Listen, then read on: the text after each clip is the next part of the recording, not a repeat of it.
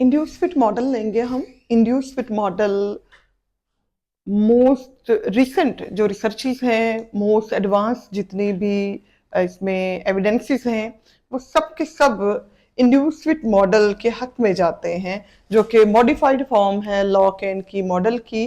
1958 के अंदर American biochemist है डैनियल कॉशलैंड, इसने इस मॉडल को प्रपोज किया था। और according to this model, according to induce fit model, when a substrate bind to its enzyme, जब भी किसी सबस्ट्रेट ने बाइंड करना है एंजाइम के साथ, तो इस बाइंडिंग के नतीजे में इंड्यूस होनी है चेंजेस आएंगी कहाँ पे? एंजाइम के स्ट्रक्चर के अंदर। और यहाँ पे एक्टिव साइट रिजिड नहीं है। According to induce fit model, active site कोई रिजिड स्ट्रक्चर नहीं है, बल्कि ये एक फ्लेक्सिबल स्ट्रक्चर है और इसमें मॉडिफिकेशंस होती हैं बिफोर द रिएक्शन। यानी जैसे ही सबस्ट्रेट बाइंड करेगा अपने एंजाइम के साथ, तो एंजाइम ने अपनी एक्टिव साइट में चेंजेस को इंड्यूस करना है और प्रॉपरली फिट कर लेना है अपने सबस्ट्रेट को।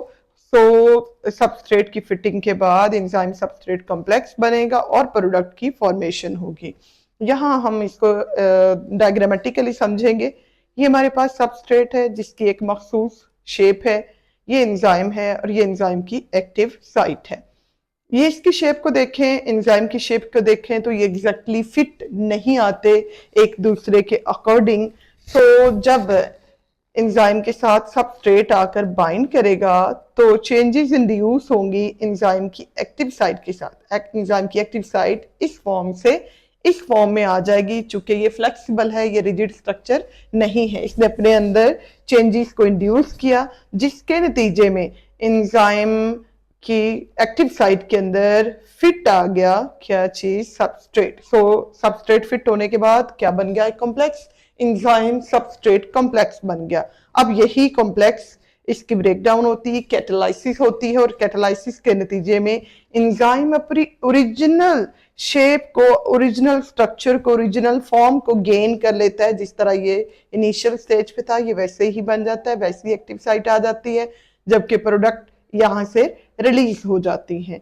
तो ये था इंड्यूस फिट मॉडल, जो कि बेस करता है मोस्ट एडवांस रिसर्चेस के ऊपर, एविडेंसेस के ऊपर, कि इसके मुताबिक एक्टिव साइट रिजिड स्ट्रक्चर नहीं है, बल्कि फ्लेक्सिबल है, अपने अंदर चेंजेस को इंड्यूस कर सकती है। कब इंड्यूस करेगी? जब इसके साथ बाइंड करेगा इसका स्पेसिफिक सबस्ट्रेट।